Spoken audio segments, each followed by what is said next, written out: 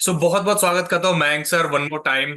तो सर, आज आज हम करंट मार्केट की बात करेंगे। तो हालांकि मार्केट अपने ऑल टाइम हाई पे बार बार जा रहा है, रीटेस्ट कर रहा है, नया हाई बना रहा है, बट आज से 12:30 बजे के आसपास एक न्यूज आया मार्केट में कि कुछ लोगों ने, सेबी के चुनिंदा लोगों ने कुछ प्रपोज किया है एफएनओ के रिगार्डिंग। तो मैं चाहता हूँ उस सबका विश्लेषण करके आप बताएं, क्या ये अच्छा है, क्या ये सही है, ट्रेडर को क्या करना चाहिए, क्या नहीं करना चाहिए। इसे शुरुआत करते हैं, बाकी बाद में मेरे पास दो चार क्वेश्चन है, वो मैं बाद में पुट अप कर लूंगा। तो स्वागत है सर आपका। हाँ मुकेश। सेवी का सर्कुलर आया। सेवी के सर्कुलर के इसके पहले हमने डिस्कशन किया था, एक दो वीडियो पहले, कि ये चीज होनी चाहिए। और उसके बाद सेवी ने अपना कमेटी गठित किया और उसने जो है कि बहुत जल्दी रिपोर्ट सौंप दी सेबी को कि जो फ्यूचर एंड स्पेशली ऑप्शंस की जो डिफरेंट एक्सपायरीज हैं अलग अलग डेट पे, उसको जो है एक एक्सपायरी करेंगे, यानी वीक में एक एक्सपायरी एनएससी करेगा, एक एक्सपायरी बीएससी करेगा। ठीक है। और लॉट साइज भी 5-6 टाइम बढ़ाना, यानी मार्जिन जो है 5-6 टाइम बढ़ेगा। यानी 20 से 25 लाख का मार्जिन होने की बात चली, और 30 लाख की मार्जिन होने की बात चल रही है। तो लॉट साइज विल ऑल्सो भी। और ये बहुत अच्छा स्टेप है और मैं इसको तो स्वागत करना चाहिए। और इससे जिसको नुकसान तो किसी को नहीं है, थोड़ा बहुत ब्रोकर को नुकसान होगा, स्पेशली डिस्काउंट ब्रोकर को। क्योंकि डिस्काउंट ब्रोकर एक तो इंसेंटिव प्लान भी बंद कर दिया है सेबी ने, एनएससी ने, कि जो इंसेंटिव प्लान देते थे, ब्रोकरेज रिवार्ड करते थे, वो सब बंद हो गया। तो ब्रोकर को नुकसान है, इसलिए ब्रोकरेज के स्टॉक्स भी लगातार गिर रहे हैं। एंजल वन 12-13%, 14% गिर चुका है जब से न्यूज आई है। आज भी 3-3.5% गिरा हुआ था। तो ओवरऑल बहुत ही अच्छा कदम, मैं तो इसको बिल्कुल तहे दिल से एक्सेप्ट करता हूँ, स्वागत भी करता हूँ।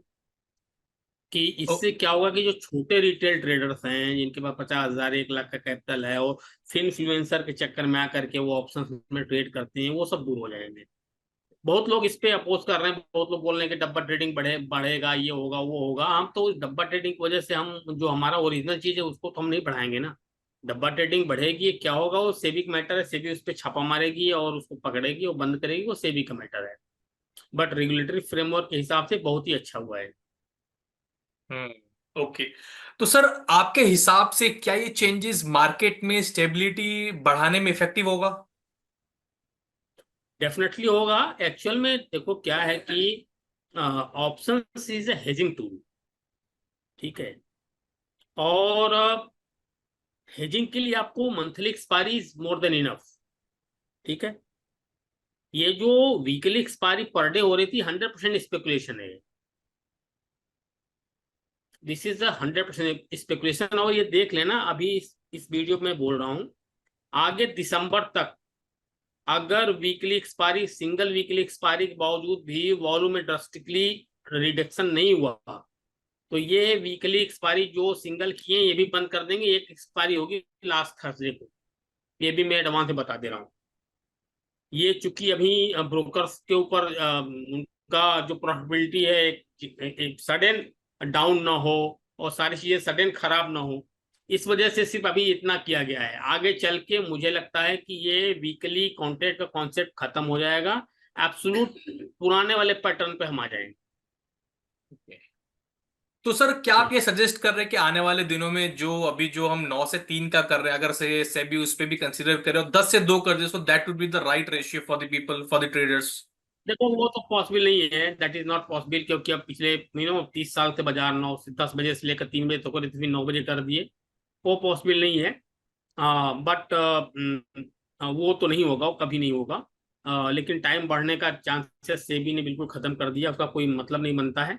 और ये भी नहीं होगा जो तुम कह रहे हो। बट ये है कि जो रेगुलेशन अभी सेबी लेके आई है, इससे देखो क्या फायदा है कि जो फिनफ्लुएंसर फेक लोग हैं ना, वो, उनके कहने पे कौन ट्रेड करता था, ऑप्शंस वाले आते थे। ठीक है, क्योंकि कैश में 1,50,000 तक कुछ होने वाला नहीं है, फ्यूचर में कुछ होने वाला नहीं है। तो ओनली ऑप्शंस बायर्स आते थे, जो कि 10,000 20,000 में निफ्टी में काम कर लेते थे। उनको 20,000 लगा करके 2 लाख रुपए कमाने थे। वो 1,000-1,500 के वेबिनार के बाद जो है वो उसमें काम करते थे। तो ये कई तरीके से tech influencer, stock brokers, specially जो डिस्काउंट ब्रोकर्स हैं वो, प्रोपराइटरी ब्रोकर्स पे भी इम्पैक्ट पड़ेगा, जो प्रोप में काम करवाते हैं उनके ऊपर भी इम्पैक्ट पड़ेगा। और जो सबसे अच्छा है कि जो प्रोफेशनल ट्रेडर थे, अपने आप को सो कॉल्ड प्रोफेशनल ट्रेडर, जो कोरोना में आए ट्रेडर हैं, प्रोफेशनल ट्रेडर अपने को बोलते हैं, वो सब ऑप्शन सेलिंग नेकेट करते थे, 2-2 रुपए वाले ऑप्शन बेचते थे, और इतना सडन स्पाइक होता था कि वो 200 2 रुपए वाली चीज 200-300 हो जाती थी, तो कैपिटल खत्म हो जाते थे। तो वो सब चीजें बंद हो जाएंगी, ठीक है।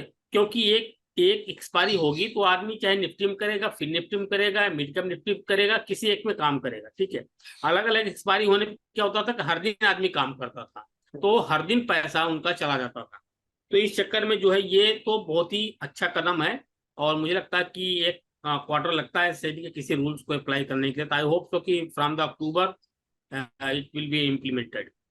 Okay, great great. नहीं सर, मैं एक डेटा भी पढ़ रहा था कि 2018 में 2% था, बट अब 2024 में 40% स्पाइक हुआ है।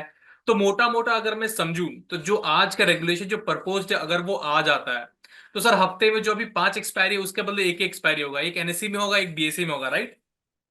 Right, right, right. और सेकंड है सर कि जो एक कॉन्ट्रैक्ट को खरीदने में हम जैसे मोटा मोटा 5 लाख रुपए देते थे, अब वो कहीं ना कहीं 20 लाख से 30 लाख के बीच में होगा, राइट? नहीं, वो कॉन्ट्रैक्ट होगा, उसमें कोई दिक्कत नहीं है, लॉट साइज बड़े हो जाएंगे, जैसे किसी का 200 का लॉट था ना, तो तो 1000 का हो जाएगा। वो 1000 का हो जाएगा, यस। ये हो जाएगा, तो उसमें फ्यूचर्स में भी जो छोटे पैसे वाले लोग हैं वो भी नहीं काम कर पाएंगे, मतलब उसके पास 30 लाख रुपए होगा तब ये कॉन्ट्रैक्ट ले सकता है। तो सर क्या ये इम्पैक्ट निफ्टी में भी होगा, जिसका लॉट साइज अभी रिड्यूस किया गया था सिक्सटी यस, थाउजेंड का ट्वेंटी एब्सोल्युटली फाइव का? होगा, बिल्कुल होगा, बिल्कुल होगा, ऑल एफ एंड निफ्टी में भी होगा। हो सकता है निफ्टी 100 के हो जाए, 200 के हो जाए, डोंट नो, वो तो उस समय पता चलेगा जब डिसाइड होगा लॉट कितने का हुआ, मतलब कितना लॉट से ये स्टेब्लिश कर रहे हैं। हम्म। बिल्कुल तो होगा, बिल्कुल ग्रेट होगा। ग्रेट। तो सर इससे कहीं ना कहीं आपको लग रहा है कि अब ट्रेडर्स जो एजुकेशन जो देते थे एफएनओ का, उस पे क्या इम्पैक्ट पड़ेगा, और उसको कैसे लूपहोल कैसे क्या करेंगे? आ, एफएनओ के देखो इसका एफएनओ पे ज्यादा। देखो इसमें क्या है कि यार, ये ना, ये जितने भी यूट्यूबर्स हैं ना, इन्होंने गंद फैलाई हुई है, मतलब जिसके पास खाने को पैसे नहीं है वो भी एफ एंड में ट्रेड कर रहा है। मैं रियली बताऊं, लिटरली इट्स ट्रू, वो भी एफ एंड में, निफ्टी बैंक निफ्टी में ऑप्शंस में काम कर रहे हैं। तो ये ठीक नहीं है, ये इन्वेस्टर्स, अभी 20 साल, 25-22 साल का कोई लड़का है, उसको इन्वेस्टमेंट की एजुकेशन दो, आज पैसा लगाए, 10 साल 12 साल का लगाए, धीरे धीरे पैसे को एक्यूमुलेट करे, धीरे धीरे इन्वेस्टमेंट को बढ़ाए, वो वेल्थ क्रिएशन प्रोसेस, वो तो कोई बताता नहीं, क्योंकि सबके सब फेक है। हम्म। तो उसमें financial media, all financial media and all YouTubers, जितने भी इन्फ्लुएंसर हैं, अपने आप को बोलते हैं, ढेला भर के 1 रुपया नहीं कमाते हैं, सिर्फ यूट्यूब से उनकी कमाई है। किसी का भी नाम ले लो, सबका मेरे पास चिट्ठा, काला चिट्ठा पड़ा हुआ है, मैं सबको जानता हूँ, बहुत अच्छे से जानता हूँ। They are selling their product. Product sell करने में कोई समस्या नहीं है, मार्क मिनोनी प्रोडक्ट सेल करता है, बड़े बड़े जो 500-600 करोड़ के ट्रेडर्स हैं, जिन्होंने इतने पैसे बनाए लाइफ में, वो भी ट्रेनिंग देते हैं, उसमें कोई बुराई नहीं है, बट वो दे आर जेन्यून ट्रेडर। वो कभी नहीं बोलते कि आप फंडो में करो, ये करो, they buy, basically they are swing trader. आपने 2400-2500 पे रिलायंस लिया, 3200-3000 निकाला, 3200-3300 टीसीएस लिया, 3500-3600-3700 पे निकाला, वो उसकी ट्रेनिंग देते हैं कि कैसे स्टॉक को पिक करें, कैसे लंबे समय से राइट करें। किसी का भी नाम ले लो जिन्होंने बड़ा पैसा बनाया, they are also trainer, but वो इस तरह की बातें करते, पैसा भी उसी में बनता है। हम्म। True true true. तो ये सब जितने भी जर्नलिस्ट हैं, फाइनेंशियल जर्नलिस्ट जितने हैं, फाइनेंशियल इन्फ्लुएंसर जितने हैं, ये सब किसी काम के नहीं है, लेकिन जनता उन्हीं को देखती है, वो देख कर डूब रही है, तो ठीक है, क्या कर सकते हैं। नहीं जब नहीं तक सर, उनको समझ में आता है, जब तक उनको समझ में आता है कि ये चीज खराब है, तब तक उनकी दुनिया लुट चुकी होती है। नहीं नहीं, वेल सेड वेल सेड, नहीं नहीं, बहुत बढ़िया सर। तो सर कहीं ना कहीं देखा जा रहा है कि सेबी अब एक्शन मोड में है। उन्होंने अभी पिछले हफ्ते जो हमने टॉपिक बात किया था, उन्होंने रेगुलेशन निकाला कि भैया आपने स्टॉक का नाम लिया मतलब यू आर एडवाइजर, फटाफट उन्होंने अब ये लेके हम्म, आ गए। तो और अभी आपने एक और हम्म। बताया कि आने वाले दिनों में अगर वॉल्यूम यहाँ भी स्पाइक होता है, तो डेफिनेटली इसको भी कट ऑफ करके एक ही रखा जाएगा जो मंथली जैसे पहले चलता था, राइट? मतलब इतने सारे मेरे रेगुलेशन। 100% चांस है कि इस फाइनेंशियल ईयर, मतलब मार्च अप्रैल तक, 2025 तक, ये एक एक्सपायरी रह जाएगी, ये फैक्ट है। अभी सडन बर्डन ब्रोकर के ऊपर नहीं डालना चाहते थे, उनके उनकी अर्निंग्स खराब हो जाएगी, उनके उनके प्रॉफिटेबिलिटी सडन डाउन हो जाएगा, ठीक है। तो उसको, इसकी वजह से सब कुछ धंधा बिजनेस को देखते हुए धीरे धीरे कदम लिया जा रहा है, लेकिन आप ये देख लेना कि अगले फाइनेंशियल आने आते मार्च अप्रैल तक ये सिर्फ एक एक्सपायरी रह जाएगी। तो सर बहुत अच्छा लगा कि आपने सब चीजों को संक्षेप में समझा दिया है, और बहुत ही अच्छा लगा। बट ये जाते जाते सर एक सवाल जो मेरे दिमाग में अभी आ रहा है, सर मार्केट का क्या, मार्केट इस ऊंचाई में है सर, अभी भी बाइंग और डिप बन रहा है क्या? क्योंकि सर ये रूमर आ रहा है, बाइंग एंड मार्केट इसको कैसे लेगा? क्योंकि मैं आज जाके देख रहा था, तो सर मार्केट ने इसको पॉजिटिव ही लिया, एक मार्केट हाई मारा, फिर मार्केट कंसोलिडेट हो गया उस जगह पे। तो क्या लग नो रहा है, नो मार्केट रिएक्ट नथिंग, करेगा नहीं करेगा? मार्केट का इस रूल से कोई लेना देना नहीं है, बिकॉज ये रूल ऑप्शन ट्रेडर के लिए, ट्रेडर्स के लिए। तो ऑप्शन ट्रेडर मार्केट को तो ऊपर नीचे लेने जाते हैं, वो तो इन्वेस्टर लेके जाते हैं, ऑब्वियस सी बात है, ठीक है। तो उनसे मार्केट का कोई लेना देना नहीं है। मार्केट बजट तक तो इसी तरह रहेगी, बाय एंड डिप रहेगी। उसके बाद बजट के बाद क्या सिचुएशन होता है, तो मैं पिछले पॉडकास्ट में बताया था कि मार्केट 100% बाय एंड डिप है।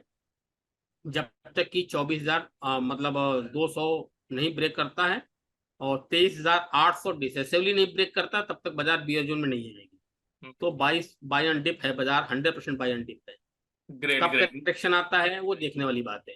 Great great, wonderful wonderful. नहीं सर, बहुत ही अच्छा लगा। बहुत ही कम समय में आपने सब टॉपिक को अच्छे से कवर किया। It's been really lovely talking to you. चलिए सर, मिलते हैं इस फ्राइडे को, दोबारा हम पॉडकास्ट करेंगे थ्रू आउट द वीक, क्या रहा कैसा रहा। Thank you very much sir, thank you for joining.